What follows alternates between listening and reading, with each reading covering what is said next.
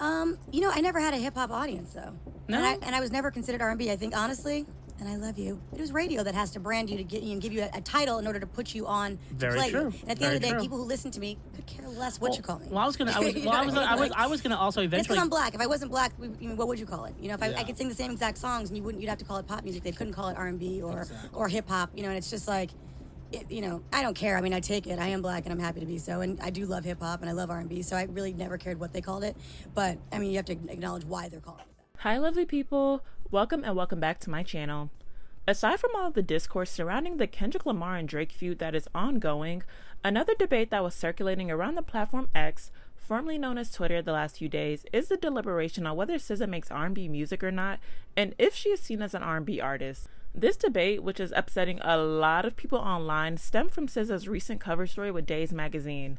The interviewer said to SZA that even though she is known as a quote-unquote R&B artist, she has not been sonically fixed to one genre. The interviewer proceeded to ask SZA how would she define her own sound and what does her music sound like to her. SZA said, quote, "The only reason I'm defined as an R&B artist is because I'm black. It's almost a little reductive because it doesn't allow space to be anything else or try anything else. Justin Bieber is not considered an R&B artist. He is a pop artist who makes R&B, folk music, or whatever his heart desires.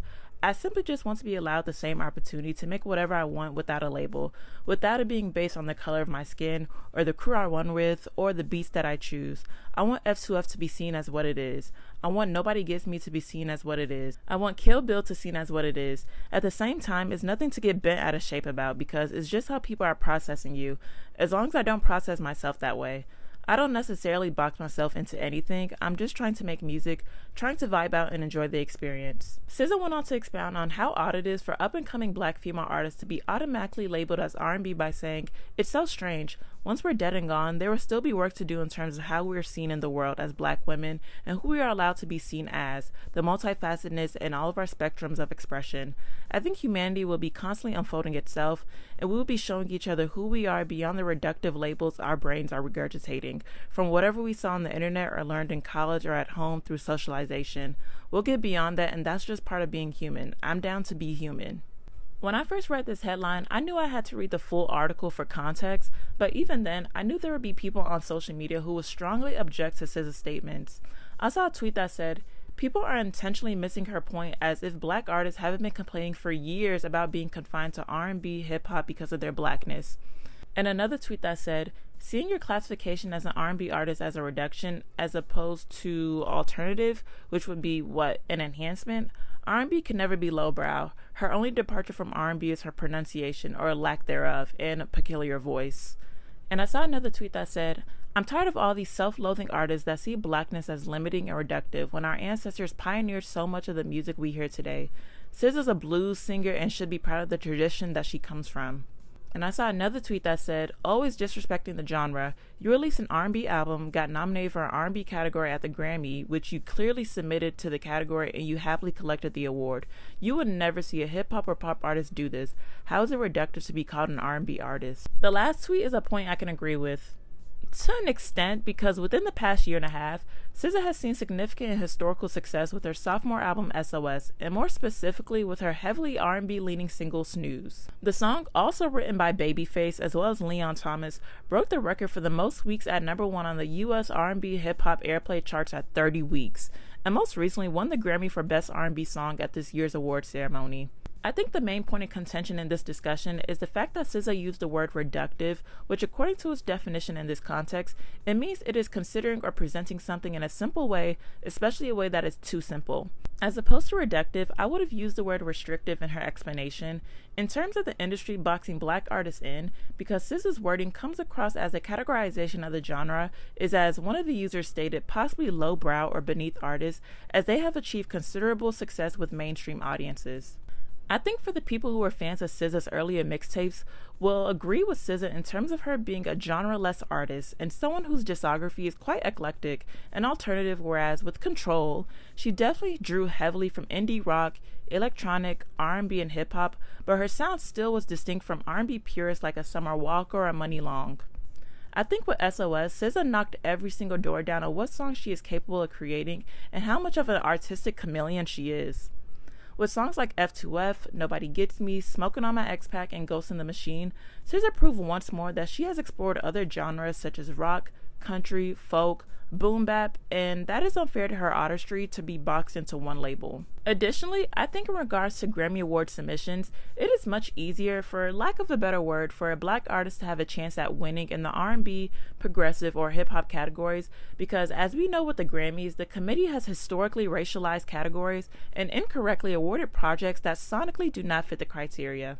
Tyler, the Creator, made this point during his 2020 Grammy speech when he won Best Rap Album by saying, "It sucks that whenever we, and I mean guys that look like me, do anything that's genre bending or that's anything, they always put it in a rap or urban category. I don't like that urban word. It's just a politically correct way to say the N-word to me. When I hear that, I'm just like, why can't we be in pop? Half of me feels like the rap nomination was just a backhanded compliment. Like, my little cousin wants to play the game. Let's give him the unplugged controller so that he could shut up and feel good about it." That's what it felt like a bit. Music history has proven how destructive it can be, especially to black female artists who already are dealt a much more difficult hand when trying to break into stardom in the industry. Although Rihanna has not really spoken out publicly regarding this topic, she is someone who was addressed in news articles as an R&B singer, and her music was constantly nominated under R&B categories, which is beyond crazy to me because she has always been an undeniable pop star to me, in a way we viewed a Britney Spears or Katy Perry during their prime. Unfortunately, this is an issue that artists have faced from the beginning of time. In a Pitchfork article from 2017 that discussed the consequences of black musicians being boxed in, it said many find themselves relegated to urban genres, whether that's the music they intend to make or not. You have to start in R&B or hip-hop, and only then can you cross over into a pop culture. If you go at it any other way, you're either trying too hard or it's not going to work because it doesn't seem true to who you are. We've gotten so used to that format being thrust upon us from journalists or from society that we've now become stuck to the idea that you, as a black woman especially, can only win if you start where you look like you belong and then branch out. Back in the day, artists like Whitney Houston faced a situation where she was labeled as a sellout by some people within the black community who felt she failed to make soulful music and that she was essentially whitewashed due to the pop ballads she was making. There was a time when Reverend Al Sharpton led the charge by calling Whitney Whitey Houston, and also most notably when she was booed at the 1989 Soul Train Awards. Music from my heart, from my soul, and that's it. Al Sharpton, he's out protesting with signs in front of the hotel saying, "Whitey Whitney." You know, you can't ask a whole crowd, what was that about? Yeah, I want to say that and some other things, but... The nominees for Best R&B Urban Contemporary Single by a Female are... Where Do Broken Hearts Go? Whitney Houston. Additionally, there were other superstar crossover black artists like Diana Ross who faced similar backlash, such as this one 1976 article with an insane headline that labeled Diana as the last of the black white girls, in which the writer Jamaica Kincaid wrote a byline that said, "There are two things a black girl can do and be cool. She can be bad or she can be white." Diana Ross became a great black white girl. It has to do with being high tone and knowing the rules. As well as a 1972 New York Times article that included another magazine's critique against Diana, which naturally left her upset, that said, "The Princess of Plastic Pop," a magazine writer labeled her. The label still hurts. He signed himself JC. I almost wrote him as "Dear Jesus Christ, you know so much, you tell me how you know what I am." She defends herself against accusations of lack of soul in her music by saying, "We were the Supremes. We didn't try to sound white. We didn't try to sound black. My purpose was, and to make audiences happy, not to walk on stage and make my audience unhappy." And even Dionne Warwick, who faced similar backlash from people who felt she was not black enough. Were you ever accused of Not being black enough. I usually say, well, I look in the mirror every day and I know what I see. That's black. You know? I remember vividly when Alfie came out, and there was a DJ in New York, Rocky G, and I saw Rocky at the Apollo one evening, and I asked him, so why aren't you playing my records? He said, well, you know, you're just too white for us. I said, excuse me? And finally Alfie had started peaking, and it became the #1 record on his radio station. I called him. I said, hey, Rocky, who's that white girl you playing on your station?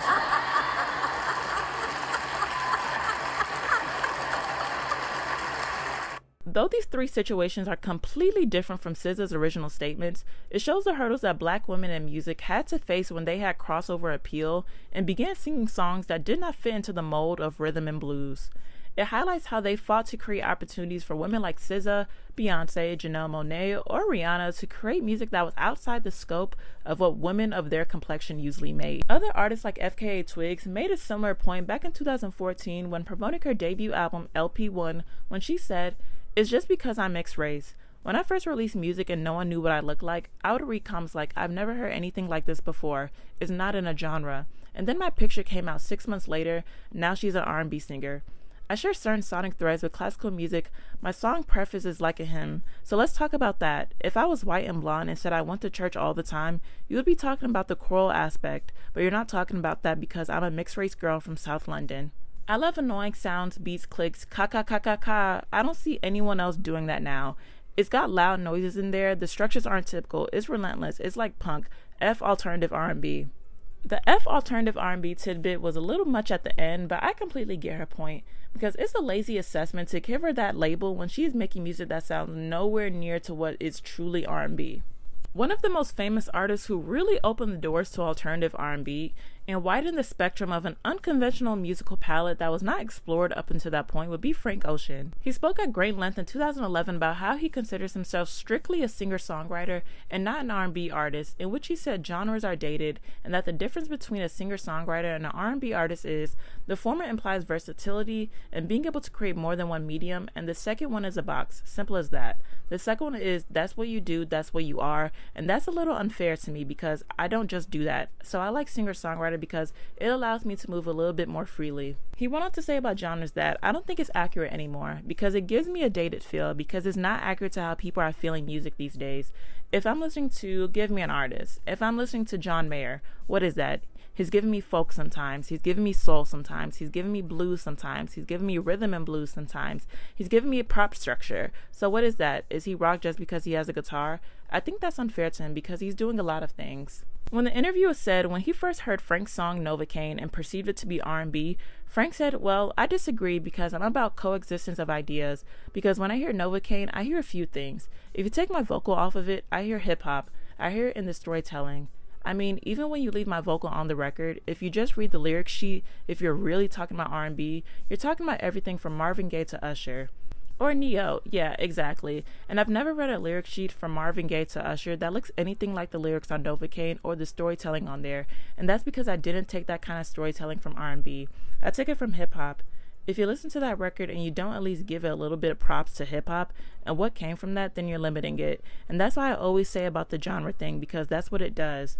When you say it's that, you listen to it in a certain way and you might not necessarily miss it, but it's just inaccurate and you'll miss a couple things contextually. Frank concluded by saying he thinks the reason people label him as an R&B artist might be because his voice and also because he's black, which goes back to the overarching point that SZA was trying to make.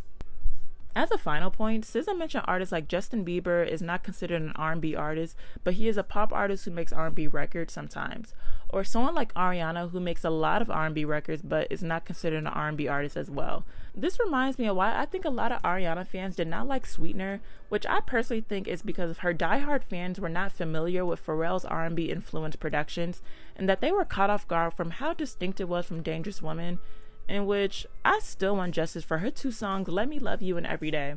Overall, I do not think SZA is critiquing the genre itself, but was more so explaining that she is multifaceted, and it is unfair to simplify her artistry to just one genre when she has proof, and the Grammys to back it up, that she can explore and possibly dominate other genres if she so chooses to do so. If people want to hear strictly R&B female artists, we have great artists such as Coco Jones, Victoria Monet, Her, LMA, Summer Walker, and Ari Lennox who are creating incredible projects and staying true to the genre. Please let me know in the comments what you all think of SZA's comments, and let me know if you agree or disagree with her stance and how she classifies herself as an artist. What do you all think could be done to avoid up-and-coming artists to be boxed into a genre based on how they look like, and do you think that classification will ever end? Who are some of your favorite R&B artists at the moment? Thank you all for watching. If you enjoyed this video, please be sure to like, comment, and subscribe, and don't forget to turn on your notification bell, and I'll see you next time.